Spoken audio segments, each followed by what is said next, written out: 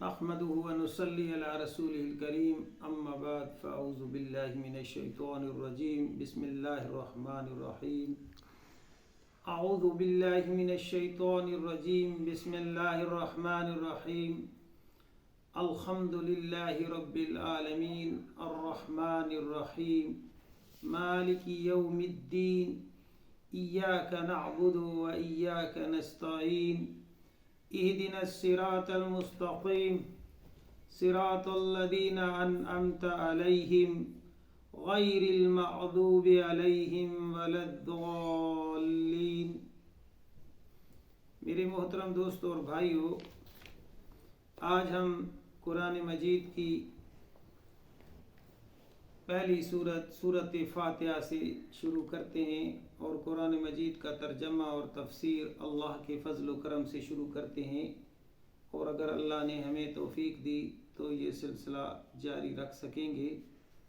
میرے محترم دوستو، قرآن مجید کی سب سے پہلی سورت فاتحہ ہے۔ الحمدللہ رب العالمین، ساری تعریفیں رب العالمین کے لیے ہیں۔ الرحمن الرحیم، جو بہت بڑا مہربان اور نہایت رحم کرنے والا ہے۔ مالک یوم الدین، روز جزا کا مالک ہے۔ ایاک نعبد و ایاک نستعین، اے اللہ ہم تیری ہی عبادت کرتے ہیں اور تجھ ہی سے مدد مانگتے ہیں۔ اہدنا الصراط المستقیم، ہمیں سیدھا راستہ دکھا۔ صراط الذین انعمت علیہم، ان لوگوں کا راستہ جن پر تو نے انعام کیا۔ غیر المغضوب علیہم ولا الضالین، اور ان لوگوں کے راستے سے بچانا جن پر تیرا غضب ہوا اور جو بھٹکے ہوئے ہیں۔ میرے محترم دوستوں اور بھائیوں، قرآن مجید میں جب بھی تلاوت ہم کرتے ہیں تو سب سے پہلے اعوذ باللہ من الشیطان الرجیم بسم اللہ الرحمن الرحیم پڑھتے ہیں، یعنی قرآن مجید کی تلاوت سے پہلے اس کا پڑھنا سنت رسول ہے۔ میرے محترم دوستو، بسم اللہ الرحمن الرحیم ہر کام کے شروع کرنے سے پہلے پڑھنا سنت ہے۔ الحمدللہ رب العالمین، تعریف اللہ ہی کے لیے جو تمام کائنات کا رب ہے، یعنی پوری کائنات کا رب ہے، ساری تعریف اس کے لیے ہے۔ تو میرے محترم دوستو، اس سورت فاتحہ یہ قرآن مجید کی سب سے پہلی سورت ہے۔ سورت فاتحہ حضرت جبرائیل علیہ السلام لے کر نہیں آئے۔ ایک دفعہ حضرت جبرائیل علیہ السلام نبی علیہ السلام کے پاس بیٹھے تھے، اچانک ایک دھماکہ ہوا۔ حضرت جبرائیل علیہ السلام نے بتایا، یا رسول اللہ، آج ایک دروازہ کھلا ہے جو پہلے کبھی نہیں کھلا۔ آج ایک فرشتہ زمین پر آیا جو پہلے کبھی نہیں زمین پر آیا، اور آج وہ ایک ایسا کلام لے کر زمین پر آیا جو کبھی بھی پہلے کسی نبی پر نہیں لے کر آیا۔ جب فرشتہ حاضر ہوا تو اس نے سورت فاتحہ اور سورت بقرہ کا آخری رکوع آمن الرسول سے آخر تک اللہ کا کلام لے کر آیا۔ میرے محترم دوستو، سورت فاتحہ 7 آیات پر مشتمل ہے۔ سورت فاتحہ کا نام فاتحہ کیوں ہے؟ فاتحہ کا معنی ابتدا میں ڈالنے والی، کھولنے والی، یعنی قرآن مجید کا مغز اور قرآن مجید کا خلاصہ سورت فاتحہ ہے۔ سورت فاتحہ کو ام القرآن کہتے ہیں، یعنی قرآن کی ماں، قرآن کی بنیاد ہے۔ اس سورت کو سورت شفا بھی کہتے ہیں، یعنی اس کا ورد کرنے سے جسمانی اور روحانی بیماریوں سے شفا ملتی ہے۔ اس سورت کو سورت الصلاۃ بھی کہتے ہیں، یعنی ہر نماز کی ہر رکعت میں اس کو پڑھا جاتا ہے۔ اس سورت کو سورت حمد کہتے ہیں کیونکہ اس کا آغاز الحمد سے شروع ہوتا ہے۔ اس کو سورت اساس بھی کہتے ہیں، یعنی قرآن مجید کی بنیاد ہے۔ حضرت امام راضی رحمۃ اللہ علیہ ایک دفعہ خطبہ دے رہے تھے تو اس خطبے میں ارشاد فرمایا کہ سورت فاتحہ سے 10,000 مسائل نکلتے ہیں۔ لوگوں نے مذاق اڑایا، حضرت امام رازی فرماتے ہیں لوگوں کا یہ مذاق اڑانا تفسیر رازی اور تفسیر کبیر کا باعث بنا، اور میں نے اللہ کا نام لے کر قلم اٹھایا تو میرے محترم دوستو امام رازی نے 10,000 مسائل کو تحریر کر کے اس امت کو دے دیا۔ الغرض قرآن کا خلاصہ سورۃ فاتحہ ہے۔ سب سے پہلی آیت الحمدللہ رب العالمین ہے، یعنی ہم تعریف کرتے ہیں اس رب العالمین کی جو سارے عالموں کا رب ہے۔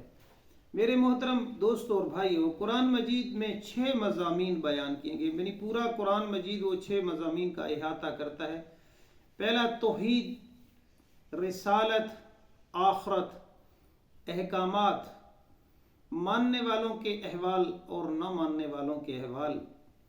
تو میرے محترم دوستو پہلی آیت الحمدللہ رب العالمین ہے کہ میں تعریف کرتا ہوں اس رب کی جو سارے عالموں کا رب ہے۔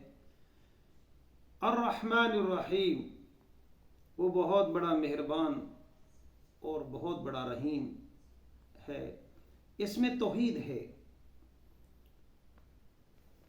رب العالمین یعنی کم و بیش 80,000 عالم ہیں، حیوانات کا عالم ہے، انسانوں کا عالم ہے، ہوا کا عالم ہے، سارے عالموں کا رب رب العالمین ہے۔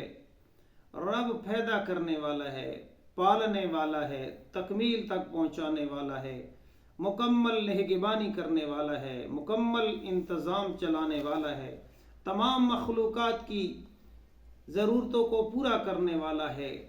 وہ اکیلا رب سارے کائنات کو پیدا کرنے والا ہے، خود خالق ہے، مالک ہے اور رازق ہے۔ امام شافعی رحمۃ اللہ علیہ فرماتے ہیں میں نے شہتوت کے پتوں سے رب کو پہچانا کہ شہتوت کے پتے ہرن کھاتا ہے تو بدبودار پخانہ بنتا ہے، اور اگر ریشم کھاتا ہے تو اس کے ریشم کا کیڑا کھاتا ہے تو ریشم کے کیڑے سے دنیا کا قیمتی ترین کپڑا بنتا ہے، اور اگر بکری کھاتی ہے تو اس کے جسم سے شفاف اور صاف دودھ حاصل ہوتا ہے۔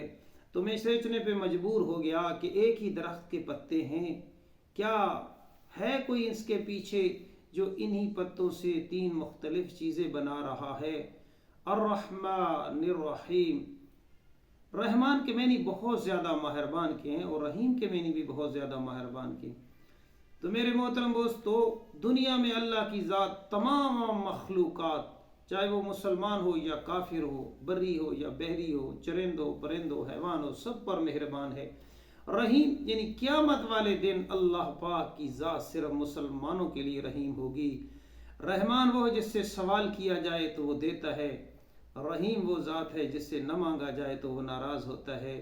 میرے محترم دوستو پوری کائنات ہمارے لیے اللہ کی رحمت ہے، چاند کی چاندنی اس کی رحمت ہے، سورج کی تپش اس کی رحمت ہے، بارش کا برسنا اس کی رحمت ہے، رزق حلال اس کی رحمت ہے، جانوروں کے پیٹ سے دودھ کا نکالنا اس کی رحمت ہے، وحی کا نزول اس کی رحمت ہے، انبیاء کا سلسلہ اس کی رحمت ہے، نبی پاک کی آمد اس کی رحمت ہے۔ اللہ رب العالمین ہے اور نبی پاک رحمت للعالمین ہے۔ قرآن پاک ہمارے لیے اللہ کی رحمت ہے، قرآن کی تلاوت اللہ کی رحمت ہے، سجدہ کرنا یہ اللہ کی رحمت ہے، نماز اس کی رحمت ہے، میرا سننا اور آپ کا سنانا، میرا سنانا اور آپ کا سننا اس کی رحمت ہے، گناہوں پر فوراً نہیں پکڑتا یہ بھی اس کی رحمت ہے، 70 سال کے شرابی اور گناہ گار کو ایک لمحے میں بخش دیتا ہے یہ اس کی رحمت ہے۔ وہ مالک ہے جس کو چاہے تو بخش دے، جس کو چاہے تو سزا دے، وہ خود مختار ہے، مختار کل ہے۔ رحیم کا مطلب رحمت، کامل رحمت یعنی گہرائی اور تکمیل کے ساتھ۔ نبی پاک کا ارشاد ہے کہ ہر کام شروع کرنے سے پہلے اللہ کا نام لے کر اللہ کا نام سے شروع کیا جائے۔ رحمان کا لفظ صرف اللہ کے نام کے ساتھ آتا ہے، اللہ کے سوا کسی کو جائز نہیں ہے کہ رحمان کا لفظ استعمال کرے، کوئی فرد اس کا دعویٰ نہیں کر سکتا، یہ صرف اللہ کی صفت ہے۔ اس کی رحمت پوری کائنات پر وسعت رکھتی ہے، اگر کوئی کسی انسان کو رحمان کہے گا تو وہ شرک کرے گا۔ رحیم انبیاء علیہ السلام کے لیے استعمال ہوا ہے، قرآنی آیات سے ثابت ہے۔ صحیح مصداق تو اللہ کی ذات ہے، لیکن وسیع معنوں میں انبیاء علیہ السلام کے لیے رحمت کا لفظ استعمال ہوا ہے۔ مالک یوم الدین یعنی روز جزا کا مالک۔ میرے محترم دوستو، آخرت والے دن کا مالک میرا اللہ ہے۔ دنیا کے بادشاہ عارضی ہیں، دنیا کی بادشاہت عارضی ہے، کارخانوں کے مالک عارضی ہیں، فیکٹری کا مالک عارضی ہے، زمین کا مالک عارضی ہے۔ قیامت والے دن اعلان ہوگا آج کون مالک ہے، کس کی حکومت ہے۔ ہر طرف سے آواز آئے گی اللہ۔ میرے محترم دوستو، اس کو نہ بخشش کے لیے کوئی مجبور کر سکتا ہے، نہ سزا دینے پر کوئی مجبور کر سکتا ہے، نہ اس سے پوچھ سکتا ہے کوئی کہ کیوں کس کو بخش دیا، کیوں کس کو سزا دی۔ کسی کی جرت نہیں ہے۔ میرے محترم دوستو، اس کی اجازت کے بغیر کوئی سفارش نہیں کر سکے گا۔ آخرت کے دن میدان حشر میں چاہے تو اپنے فضل سے بخش دے، اسے کوئی پوچھنے والا نہیں ہے۔ مالک ایسا کہ پانی سمندروں سے اٹھا کر بادلوں کی صورت میں پہاڑوں کی چوٹیوں پر برساتا ہے، اور اسے پتہ ہے کہ انسان پانی کو اتنا جلد سٹور نہیں کر سکے گا، تو میرے محترم دوستو وہ پہاڑوں پر برف کی صورت میں سٹور کر لیتا ہے، سٹور کر کے انسان کی مدد کی جاتی ہے، اور پھر سورج کی تپش سے برف کو پگھلا کر ندی نالوں کی صورت میں دریا کی صورت اختیار کر لیتا ہے، اور پھر دریاؤں کا پانی پوری انسانیت، پوری کائنات میں سمندروں اور دریاؤں کی شکل میں پھیل جاتا ہے۔ پھر اللہ ایسا مالک ہے کہ پھر وہ زمین کی گہرائیوں میں پائپ لائنوں کی صورت میں پوری زمین کے اندر فرش میں پانی چلا جاتا ہے۔ میرے محترم دوستو، پانی انسان کی ضرورت ہے، انسان کی جسمانی ضرورت ہے۔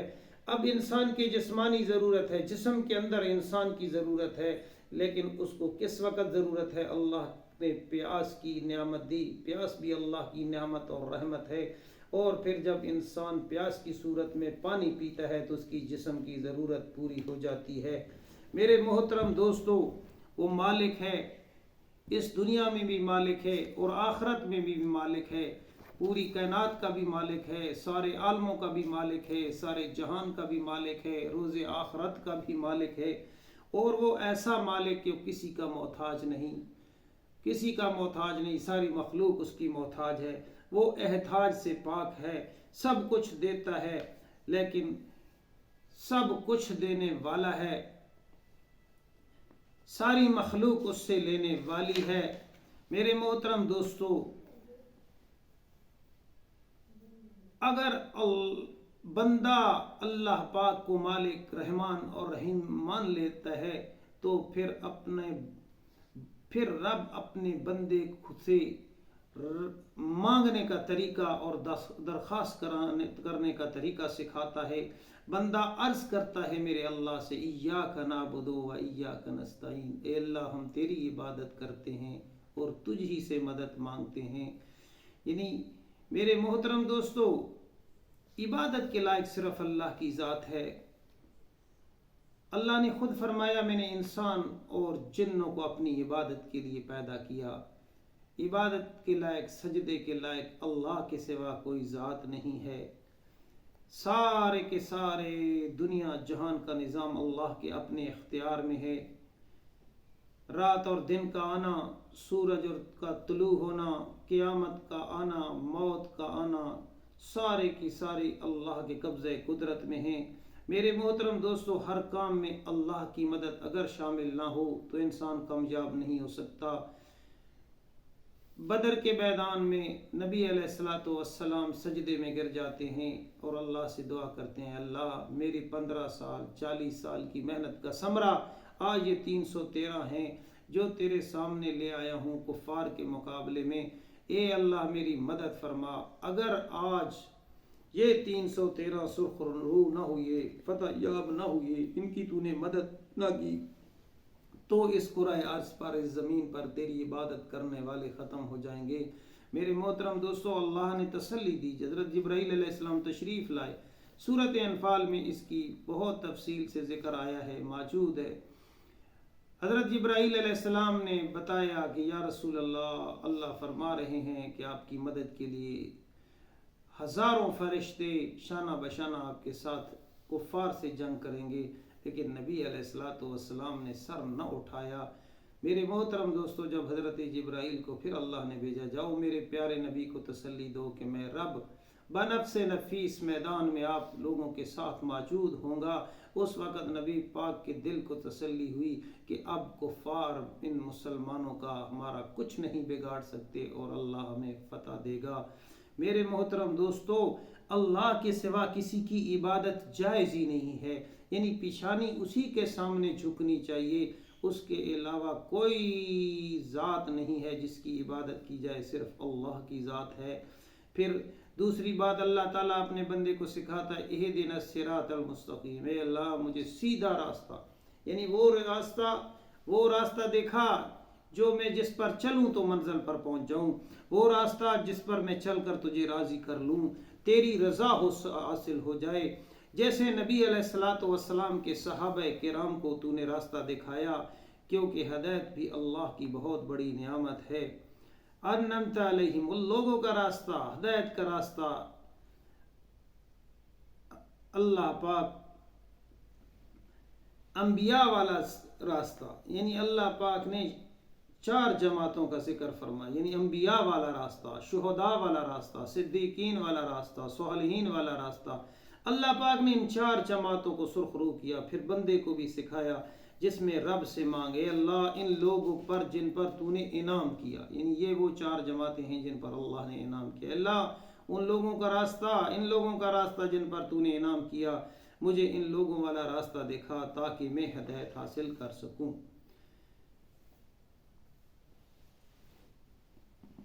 یہ ماننے والوں کے احوال ہیں۔ اللہ پاک نے خود فرمایا، ان لوگوں نے مجھے مانا، مجھے رب مانا، میں نے ان کو دنیا اور آخرت میں کامیاب کر دیا۔ غیر المغضوب علیہم ولا الضالین، ان لوگوں کا نہ راستہ، ان لوگوں کے راستے سے بچا، ان لوگوں کے راستے پہ نہ چلا جن پر تو نے غضب کیا اور جو بھٹکے ہوئے لوگ تھے۔ یا اللہ، ان لوگوں کو دنیا کے سارے نقشے موجود تھے، دنیا کی حکومت اور بادشاہت کے ہوتے ہوئے، مال و دولت کے ہوتے ہوئے، خزانے ہوتے ہوئے، دنیا میں تو نے غرق کر دیا، آخرت میں جہنم میں ڈال دیا۔ نمرود، قارون اور فرعون کو سب کچھ ہوتے ہوئے انہوں نے رب کو رب نہ مانا، دنیا اور آخرت میں ناکام ہو گئے۔ میرے محترم دوستو، اللہ سے مانگنا چاہیے، دنیا کے ہر معاملے میں ہر چیز اللہ سے مانگی جائے۔ ایک بہت مشہور واقعہ ہے کہ ہشام بن عبد الملک امیہ خاندان کے بادشاہ تھے، ایک دن حرم کے اندر طواف کر رہے تھے کہ ان کی نظر حضرت عمر کے پوتا سالم بن عبداللہ بن عمر پر پڑی۔ حالت دیکھ کر محسوس کیا کہ میں سالم کی کچھ مدد کرنا چاہتا ہوں، لیکن حرم میں طواف کے دوران تو حضرت سالم نے کوئی بات نہ کی، تو وہ سمجھ گئے۔ انہوں نے اپنے لوگوں کو کہا کہ جب حضرت سالم طواف سے اور عبادت سے فارغ ہو جائیں، حرم سے باہر آئیں تو میرے دربار میں ان کو لے آنا۔ جب حضرت سالم ہشام بن عبد الملک کے دربار میں آئے تو کہا کہ اے سالم، میں آپ کی کچھ مدد کر سکتا ہوں، میں ہشام بن عبد الملک بادشاہ ہوں۔ تو حضرت سالم نے فرمایا، کیا میری مدد دنیا میں کر سکتے ہو یا آخرت میں؟ تو ہشام بن عبد الملک نے کہا کہ میں دنیا میں آپ کی کچھ مدد کر سکتا ہوں، آخرت میں تو میں کچھ نہیں کر سکتا۔ تو حضرت سالم بن عبداللہ بن عمر نے فرمایا کہ دنیا تو میں نے اپنے رب سے کبھی نہیں مانگی، دنیا تو میں نے اپنے اللہ سے کبھی نہیں مانگی، تو تجھ سے کیسے مانگوں؟ جب یہ بات سنی ہشام بن عبد الملک نے تو ہکا بکا رہ گیا اور کہنے لگا کہ یہ سالم نہیں بول رہا بلکہ فاروقی خون بول رہا ہے۔ میرے محترم بھائی اور دوستو، جب انسان اللہ پاک کی ذات پر ایمان مضبوط بنا لیتا ہے تو میرے محترم دوستو، یہ نماز میں جو آیات پڑھتے ہیں، یہ بندگی صرف نماز میں نہیں ہے، بازار کی بندگی سچائی اور ناپ تول کا پورا ہونا، ملاوٹ نہ کرنا، وعدہ وفا کرنا۔ اقتدار کی عبادت کیا ہے؟ ظلم سے بچنا، صاحب حیثیت ہوتے ہوئے کسی پر ظلم نہ کرنا۔ وکالت کی عبادت کیا ہے؟ کہ ظالم کا ساتھ نہ دینا، مظلوم کا ساتھ دینا۔ سیاست کی عبادت کیا ہے؟ کہ دنیاوی مفاد نہ اٹھانا بلکہ قومی مفاد کے لیے اپنے آپ کو پیش کرنا۔ گھر کی بندگی کیا ہے؟ ماں باپ کی آنکھوں کی ٹھنڈک بن جانا، بیوی کے دامن کو خوشیوں سے بھر دینا، اولاد کو ایسی محبت دینا جیسے میرے نبی نے حسن و حسین کو دی، بہن بھائیوں کے ساتھ شیر و شکر بن کر رہنا، ان کی غلطیوں کو درگزر کرنا۔ صرف نماز ایاک نعبد و ایاک نستعین نہیں ہے، پوری زندگی ایاک نعبد و ایاک نستعین ہے۔ سچائی، دیانتداری اور انصاف اگر ہمارے اندر پیدا ہو جائے تو ہماری پوری زندگی عبادت بن جائے۔ اپنے رب کے سامنے پھر بندہ سر جھکائے اور اپنے رب سے مانگنے کے لیے ہاتھ اٹھائے تو مانگنے کا بھی مزہ آتا ہے، اور وہ عطا کرنے میں بھی بے شمار عطا کرتا ہے۔